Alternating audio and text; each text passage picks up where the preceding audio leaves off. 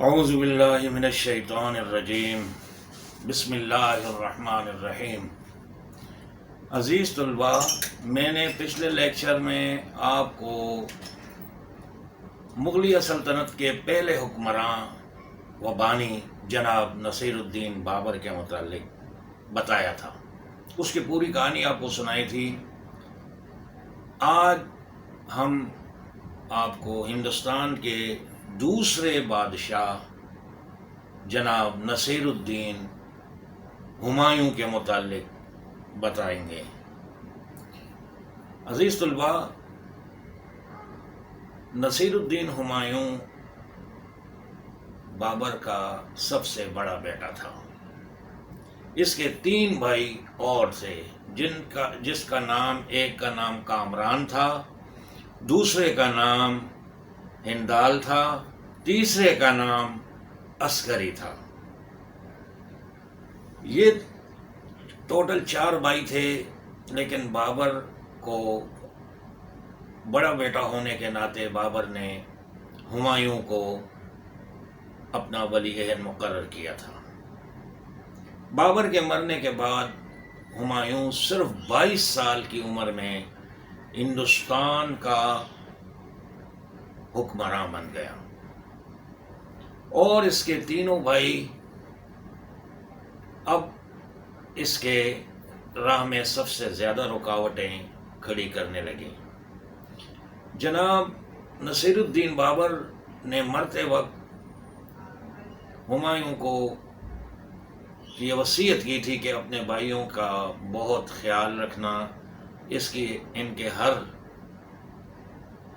گناہ کو پر درگزر کرنا، اور ہمایوں نے اپنے باپ سے کیے ہوئے وعدے کے مطابق ان سے یہی سلوک کیا، ہمیشہ ان کو معاف کرتا رہا، ہمیشہ ان کی ہر بات پر درگزر کرتا رہا، کبھی اس نے ان کو سزا نہیں دی۔ ہمایوں صرف 22 سال کا تھا کہ اتنی بڑی سلطنت اسے ملی۔ اس نے اپنے بھائیوں کو اپنے خوش کرنے کے لیے ایک کو کابل کا، دوسرے کو پنجاب کا، تیسرے کو گجرات کا حکمراں بنا دیا۔ ابھی یہ تینوں اپنے اپنے علاقوں میں چلے گئے۔ بابر کے ڈر اور خوف کی وجہ سے جو حکمراں خاموش بیٹھے تھے، انہوں نے سرکشی شروع کر دی۔ اس طرح ہوا یوں کہ سب سے پہلے بنگال کے حکمراں محمود شاہ نے بغاوت کا اعلان کر دیا۔ اس کے بعد گجرات کا حکمراں بہادر شاہ نے سرکشی کی، اور اس کے بعد بہار پٹنہ کے حکمراں جناب فرید خان اور شیر شاہ سوری نے بغاوت کی، اور یہ تینوں افغان تھے۔ یہاں آپ کو بتاتا چلوں کہ یہ تینوں افغان تھے، اور ان تینوں نے اس کے بابر کی اس بات پر کو دل میں رکھا ہوا تھا، جس میں انہوں نے کہا تھا کہ میں افغانوں کو اتنا ماروں گا کہ یہ کبھی سر اٹھانے کے لائق نہیں رہیں گے۔ اس طرح یہ تینوں یہ بات دل میں رکھے، باپ کے ڈر و خوف کی وجہ سے تو اس وقت یہ کچھ نہ کہہ سکے، لیکن بعد ازاں اس کے بیٹے ہمایوں کے بادشاہ بنتے ہی انہوں نے بغاوت کے علم بلند کر دیے۔ ہمایوں ایک بہترین عالم، پڑھا لکھا اور علم فلکیات کا ماہر تھا، لیکن اس میں ایک کوتاہی تھی کہ وہ افیون استعمال کیا کرتا تھا۔ اب یہ جیسے ہی اس سے ان تینوں حکمرانوں کی سرکشی کی خبر ملی اور اسے یہ معلوم ہوا کہ میرے بھائی بھی ان کا ساتھ دے رہے ہیں، تو اس نے اپنے مجلس شورا بلوائی اور اس میں یہ کہا کہ کیسے ان تینوں کو قابو کیا جائے۔ ایک طرف بنگال تھا، دوسری طرف گجرات تھا، تیسری طرف بہار پٹنہ تھا۔ اب مشاورت کے بعد یہ اس کے مجلس عاملہ اور کابینہ اور فوجی جرنیلوں نے یہ طے کیا، چونکہ بنگال کی طرف موسم برسات میں جانا اور وہاں پہنچنے کے لیے کچھ دریاؤں کو عبور کرنا ذرا مشکل کام تھا۔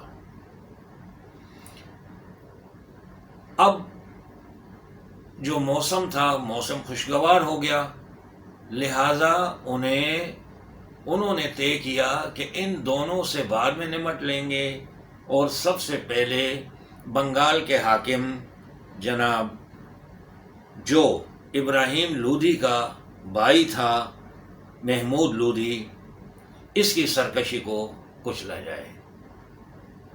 اب اس نے فوج کشی کے لیے تیاری مکمل کی، اور اگر یہاں اس نے غلطی یہ کی کہ اگر یہ پہلے بہار پٹنہ کی طرف جا کر شیر شاہ سوری کی سرکشی کو کچل دیتا تو اس کے راہ میں کسی قسم کی کوئی رکاوٹ نہیں ہوتی تھی، لیکن ابھی یہ بنگال کی طرف روانہ ہوا، اس کا یہ فیصلہ تھا بنگال کی طرف جانے کا۔ جب بنگال کی طرف روانہ ہوئے تمام فوج کے ساتھ، یہاں تک کہ انہوں نے وہاں کے دریاؤں کے لیے عبور کرنے کے لیے بھی کشتیوں کا انتظام کیا۔ ابھی بنگال کے قریب ہی پہنچے تھے کہ ادھر راستے میں شیر شاہ سوری کا علاقہ بہار اور پٹنہ پڑتا ہے، تو یہاں پر ان کو شیر شاہ سوری نے مداخلت کرتے ہوئے اس کی رسد کے ذرائع کو، جو فوجی جوانوں کے لیے اور ان کے لیے جو رسد کا سامان یعنی اسلحہ، خوراک، گھوڑوں کے لیے، انسانوں کے لیے، ہاتھیوں کے لیے ڈیلی روز کے روز پہنچتا تھا، اسے بند کر دیا۔ اب ان کے پاس وہاں اپنے ساتھ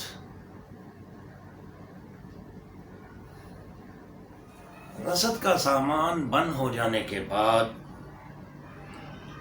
اس نے واپسی کا فیصلہ کیا اور بہار اور پٹنہ کی طرف پیش قدمی شروع کر دی۔ لیکن راستے میں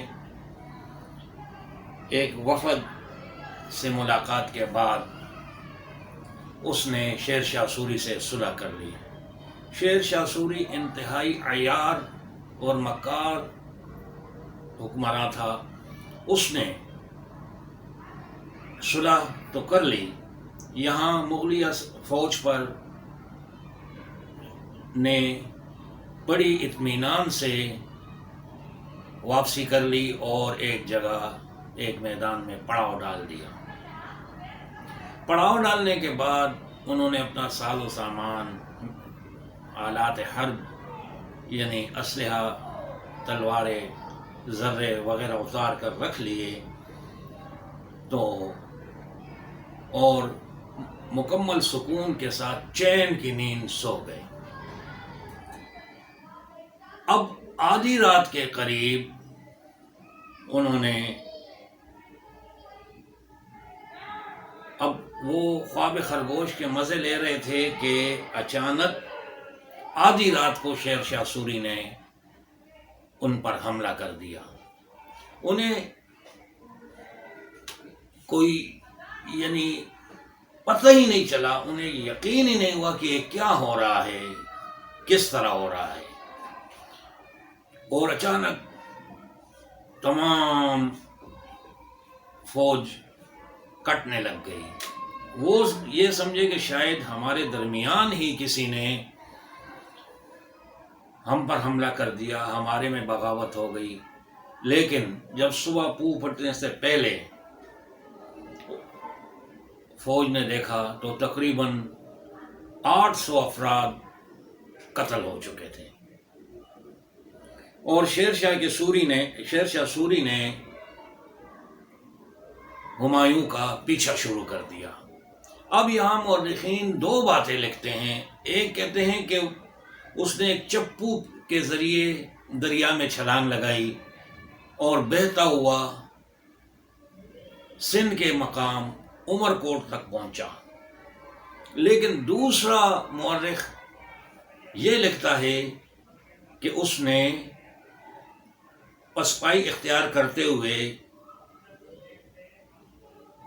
خوشاب کے راستے سندھ کی طرف آیا. یہاں اس کے ساتھ کچھ فوج کے افراد بھی تھے، کچھ اس کے وفادار ساتھی بھی تھے، اور کنیزائیں اور ملکائیں بھی ساتھ میں تھی. تو ہم اس بات کو مانیں گے کہ وہ خشکی کے راستے آیا. جب اس کے ساتھ اتنے لوگ تھے تو خشکی کے راستے ہی سندھ کے عمر کوٹ پر پہنچا. اب عمر کوٹ کے حاکم نے اسے پناہ دی اور اپنے پاس رکھ لیا. یہاں آپ کو بتاتا چلوں کہ یہاں بھی مورخین دو باتیں لکھتے ہیں. ایک کہتے ہیں کہ یہاں کی ایک مقامی خاتون سے اکبر نے شادی کر لی، اور دوسرا کہتا ہے کہ نہیں، اس کے ساتھ جو اس کی ملکائیں آئی تھی وہ ان کی بیویاں تھیں، اور انہی میں سے ان کا بیٹا اکبر پیدا ہوا، جو بعد میں جلال الدین اکبر اور مغل اعظم بنا. اب جلاوطنی کی زندگی میں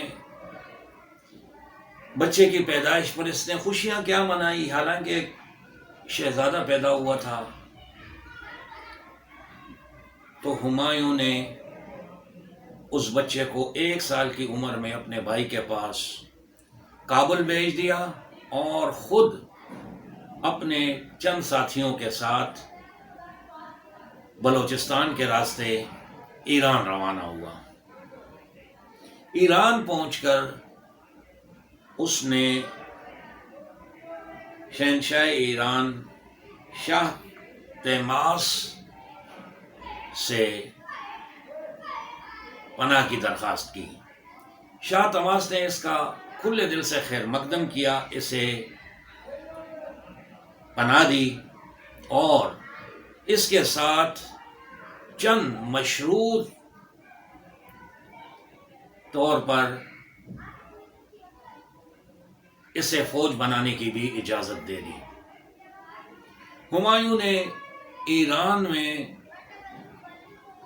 کچھ عرصے میں اپنی فوج منظم کی، اور سب سے پہلے بلوچستان کے راستے قندھار پر اس نے حملہ کر دیا. قندھار فتح کرنے کے بعد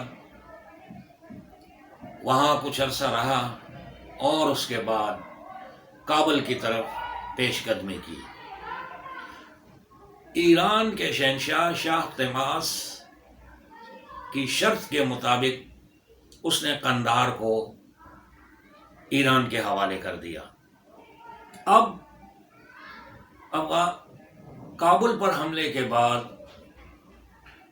یہاں اپنے بھائی کو شکست دی، لیکن یہاں ہمایوں میں کچھ تبدیلیاں بھی آئی. پہلی تبدیلی تو یہ تھی کہ اس نے جو درگزر اور معاف کر دینے والی پالیسی تھی اسے ختم کر دیا. اس نے اپنے بھائی کو گرفتار کیا اور اس کی آنکھیں نکال لی، اور اپنے بیٹے اکبر کے ساتھ ہندوستان پر حملہ آور ہوا. اس جنگ میں چھوٹا شہزادہ اکبر بڑی دلیری کے ساتھ لڑا۔ میں اکبر کے متعلق آپ کو اگلے لیکچر میں بتاؤں گا۔ جب پانی پت کے میدان میں جہاں اس کے باپ نے ابراہیم لودھی کو شکست دی تھی، آج اس کا بیٹا سکندر شاہ ابراہیم لودھی کو شکست دی تھی، تو اس کا بیٹا آج اسی پانی پت کے میدان میں ہندوستان کے قابض حکمراں شیر شاہ سوری کے بیٹے سکندر شاہ سوری کے ساتھ نبر و آزما ہوا۔ اب کچھ غصہ اور کچھ پرانی یادوں کی تکلیفیں اسے یاد آئی، تو اس نے اتنی دلیری سے پانی پت کے میدان میں سکندر شاہ سوری کی فوج پر حملہ کیا کہ سکندر شاہ سوری شدید زخمی ہو کر پہاڑوں کی طرف فرار ہو گیا۔ اس فرار کے بعد یقیناً جنگ ہمایوں نے جیت لی، اور آج دوبارہ وہ آگرہ کی ہندوستان کے تخت پر آگرہ میں ہندوستان کے تخت پر آ کر بیٹھ گیا۔ اب یہاں اس کا دوسرا بھائی جو پنجاب کا حاکم تھا، سب سے پہلے اس نے اس پر فوج کشی کی اور اسے گرفتار کر لیا، اور اسی طرح اپنے تیسرے بھائی کو بھی گرفتار کر لیا، جو بعد ازاں معلوم ہوا کہ ان تینوں کو اس نے عبرتناک سزاؤں کے بعد مدینہ یعنی ہندوستان بدر کر دیا۔ ہندوستان بدر ہونے کے بعد وہ کہتے ہیں کہ مکہ چلے گئے، جہاں حجاز مقدس میں انہوں نے اپنی زندگی پوری کی۔ اب ہمایوں مکمل چین و سکون کے ساتھ ہندوستان کے تخت پر بیٹھا۔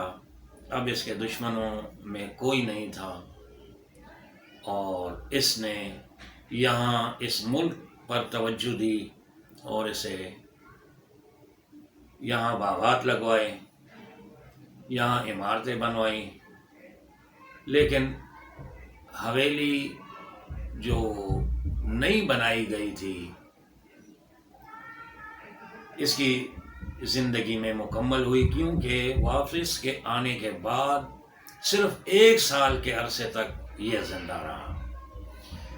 اس میں یہ خوبی تھی، یہ مذہبی خوبی تھی کہ جب بھی اس کے کانوں میں اذان کی آواز پڑتی تو یہ اسی جگہ 2 زانوں ہو کر بیٹھ جایا کرتا اور مؤذن صاحب کو اذان کا جواب دیتا، جو ہمارا اذان دینے کا اصل طریقہ ہے۔ مؤذن صاحب کو اذان کا جواب دیا کرتا تھا۔ اب اس نے نئی حویلی بنائی، نئی حویلی کے معائنے کے لیے گیا، اس کے چھت پر چڑھا، چھت کا معائنہ کرنے کے بعد واپس اترنے لگا، دوسری سیڑھی پر آیا تو اسے مغرب کی اذان کی آواز سنائی دی۔ یہ فوراً سیڑھیوں پر 2 زانوں ہو کر بیٹھ کر مؤذن کو اذان کا جواب دینے لگا۔ اب مؤذن صاحب کو اذان کا جواب دیتے ہوئے اس نے کچھ کلمات ادا کیے، اور اذان ختم ہونے کے بعد یہ کھڑے ہونے کی کوشش کر رہا تھا کہ اس کے ہاتھ میں عصا تھی، ہمسا،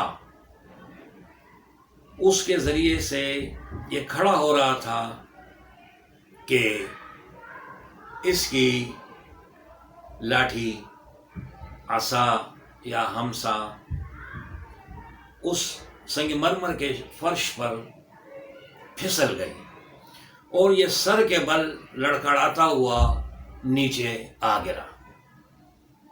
اور اس طرح اس کے سر میں کافی چوٹیں آئیں، اور ان چوٹوں کی وجہ سے، دماغ کی چوٹوں کی وجہ سے، اس کی سماعت اور گویائی ختم ہو گئی۔ نہ اسے نظر آ رہا تھا، نہ یہ سن سکتا تھا۔ بالکل اسی کومے کی حالت میں دو دن تک تقریباً اسے حکیم اور دیگر اطباء بچانے کی کوشش کرتے رہے، لیکن یہ جاں بھر نہ ہو سکا، اور اس دنیا سے صرف 1 سال بعد کوچ کر گیا۔ عزیز طلباء، آپ نے دیکھا سنا کہ ساری زندگی لڑائی جھگڑوں میں اور آدھی سے زیادہ زندگی جلا وطنی میں گزارنے والے اس عظیم بادشاہ نے دوبارہ ہندوستان میں مغلیہ سلطنت کی بنیاد رکھ لی، اور لیکن یہاں اس طرف اس کی زندگی نے ساتھ دینا چھوڑ دیا، اور صرف 1 سال اس کو یہ خوشی نصیب ہو سکی کہ سکون سے اپنے تخت پر بیٹھا، اور 1 سال بعد اس جہان فانی سے چلا گیا۔ یہ کچھ اسٹوڈنٹس مجھ سے یہ سوال کرتے ہیں کہ سر کچھ ڈیٹ وائز ہسٹری ہمیں سنائی جائے، تو بیٹا میں آپ سے کہہ رہا ہوں کہ ڈیٹ وائز میں آپ کو الجھانا نہیں چاہتا، کیونکہ ڈیٹ وائز اور ادھر سے آپ اگر ان تاریخوں میں الجھ گئے تو پھر ذرا مشکلات ہوگی۔ میں سرسری طور پر آپ کو ہسٹری سنا رہا ہوں، کیونکہ اس ہسٹری کے بعد ہمارا اصلی ٹاپک یعنی مطالعہ پاکستان لازمی کی طرف آئے گا، اور مطالعہ پاکستان میں جو ہمارا کمپلسری پیپر ہے انشاءاللہ ہم اس کی تیاری کریں گے۔ دیگر آپ کو یہ بات بھی بتاتا چلوں کہ ہمارے یہ جو اسٹوڈنٹس ہیں جن میں احمد شاہ اور یہ فہد شاہ شامل ہیں، یہ دونوں نے اس آپ کے لیے اس ویڈیو کا پورا انتظام کیا ہے، لیکن ان کا یہ کہنا ہے کہ ہمارے اس چینل کو لائک اور سبسکرائب کریں تاکہ آگے ہماری یہ تاریخ ہسٹری چل سکے۔ تو عزیز طلباء، میں آپ سے یہ درخواست کرتا ہوں کہ آپ اس چینل کو لائک اور سبسکرائب کریں۔ آخر میں السلام علیکم ورحمۃ اللہ وبرکاتہ۔